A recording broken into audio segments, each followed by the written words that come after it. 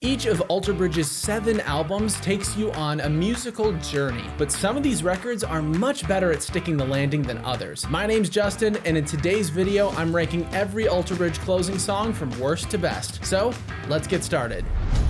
Taking the bottom spot is one of my least favorite songs in this band's entire discography, Wayward One from their sophomore release, Blackbird. I'll be the first to acknowledge here that my opinion of this song is not commonly shared amongst Alter Bridge fans, but I just never find myself choosing to listen to this song. It's not that I think it's bad so much as I just prefer other tracks. It has a melancholy vibe with an explosive chorus, but if I'm in the mood to listen to songs like this, I'd just rather listen to Blackbird or Cradle to the Grave. As for how this song performs as an album closer, well, it's underwhelming at best. Whether a record is just a set of songs, a cohesive collection of music, or a full-blown concept album, the last song needs to bookend the album and leave the listener with a sense of completion and finality. Wayward One does exactly the opposite for me. Its record has a variety of overarching themes, but none of them are shown off particularly well in Wayward One. It's just another song, and whenever I listen to this album from top to bottom, I never feel like it's completed. With this song, the album leaves off with an ellipsis, rather than a really impactful exclamation mark or a definitive period. At any rate, I'd never go so far as to say it's a bad song, just that it's unimpressive and leaves this album feeling incomplete. For those reasons, it takes the bottom spot on this list. Up next is The End Is Here, the outro of Alter Bridge's debut record, One Day Remains. First off, this song has an incredibly fitting title, and I'm very glad the band chose to place it last, simply for that reason. As for the music, this is what I'd consider to be a standard early Alter Bridge song. It's not my favorite track from this era, but it's also not my least favorite. I enjoy listening to it every now and then, but I'll only seek it out on select occasions, mainly just to listen to the bridge. That section is one of Mark's coolest riffs, combined with some of Scott's best drumming. And when I heard the Royal Albert Hall version of this song, I practically had tears in my eyes. It gave me a whole new appreciation for the section. Outside of the bridge though, the song falls into the same category for me as Wayward One. It's got that somber melody for the verses and big dramatic parts for the chorus, but just like with Wayward One, there are other Alter Bridge songs that fit this mood better. What sets it apart from the previous entry, aside from the title and the bridge, is its sense of finality. The End Is Here is a firm stamp on the end of the record, and it summarizes many of the themes discussed in previous songs. Considering this was the band's first attempt at concluding a record, the fact that it decently sticks the landing and doesn't end up in last place is no small accomplishment. But there's still lots of room for improvement, which we'll see put into execution in the next couple songs. Speaking of which, let's move on to number 5. Taking the 5th spot is Dying Light from Alter Bridge's 6th album, Walk the Sky. This song was actually also the 5th pre-release leading up to the album drop, and in that time, I took a strong liking to it. I found it had the same epic sound I loved from Fortress and The Last Hero, with some fresh synth elements mixed in. It's got some unique melodic and harmonic elements that make it stand out against other songs from Walk the Sky, like the chromatic passage during the chorus, for example. Out of all the songs on Walk the Sky, this one has remained one of my favorites. However, that still doesn't make up for what this song and many other songs from this album lack: conviction. As is the case with many songs from Walk the Sky, Dying Light feels a little stale and lethargic compared to other closing songs. It has that necessary sense of finality, but it lacks the energy and motivation to make the record truly feel like it's ending. In my opinion, 9 times out of 10, an effective closing song is either a frantic, powerful race to the finish,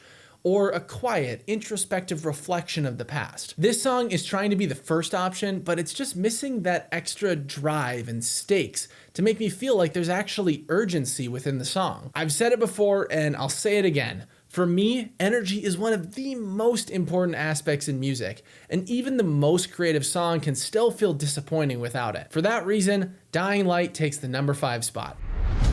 Coming up next at 4th place is Words Darker Than Their Wings from the 2000 record AB3. I've expressed many times before how this is one of my favorite Alter Bridge songs of all time. It's got basically everything a top tier AB song could need: complex arrangements, stellar rhythm section parts, a mysterious guitar riff, and great vocals from both Miles and Mark. Miles lets loose one of the craziest notes ever recorded, matched only by the insanity of the fact that he can hit that note live. So with all that said, you're probably wondering why I'm placing it directly in the middle of the pack. Well, this list isn't just about which song is best or even my favorite, but also about which songs serve as fitting conclusions to their records. And quite frankly, I don't feel like this song does. To me, Words Darker Than Their Wings isn't an outro track, but rather a late album track whose purpose is to provide a final climax before the record comes down to its conclusion. There are multiple songs in this category that perform similarly in terms of musical quality,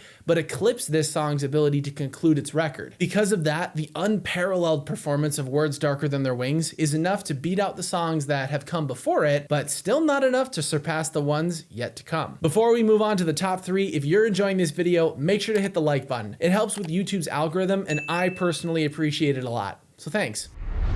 If you've been keeping track, the 3 remaining songs all share a couple of things in common. They all happen to be the title track for their respective albums in addition to the closing song, and on top of that, they number among some of the band's longest songs to date and fall into the category of Alter Bridge epics.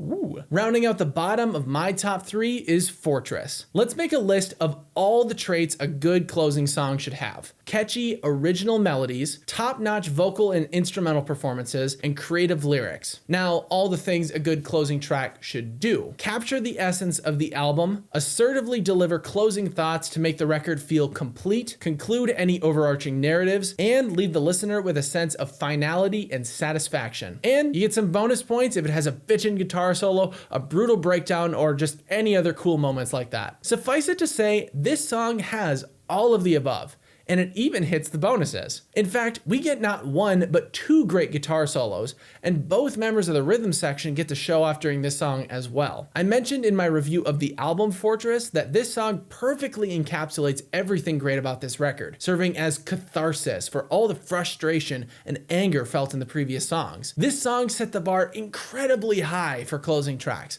not to mention for Alter Bridge epics as well. But even though it hits the mark in every category, I still think there are 2 more songs that go above and beyond to deliver a satisfying conclusion to their records. With that said, let's move on to number 2. Taking the runner-up spot is the newest addition to the Alter Bridge Closer collection, Pawns and Kings. Back when this song first came out, I was so excited for the new record because I knew if the album was even half as good as this song, it would be another killer entry in this band's discography. It was everything I had been hoping for from a new song. I've discussed this song at length in the last few videos, so I won't get into the nitty-gritty today. Instead, let's talk about why this song works so well as a finale to Alter Bridge's latest record. Though its topics can be applied to a variety of scenarios, people seem to agree that many songs from Pawns and Kings work well as socio-political commentary. This track is uplifting and inspiring, serving as a metaphorical or literal call to arms, depending on how you interpret it. The song's near operatic chorus is vigorous and robust, and the back and forth of the guitars during the bridge reminds me of a dramatic final confrontation or battle. The song captures everything presented by its record and serves it up on a platter for listeners to eagerly devour. But I wouldn't say it's perfect.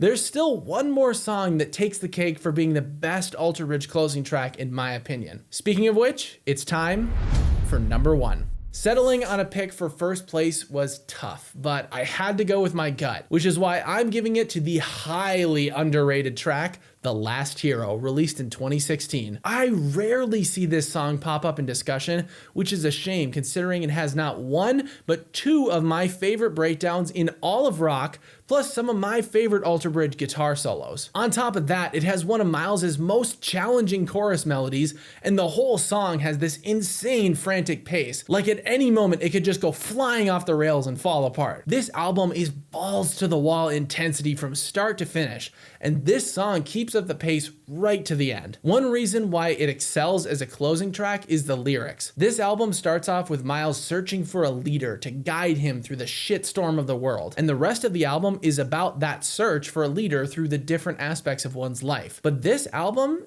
has a little twist. It doesn't end on a positive note, because Miles is still searching for that leader by the end. He's practically at wit's end, desperate for someone to emerge from the chaos and restore peace. He dreads that we've lost all hope, all chance for redemption.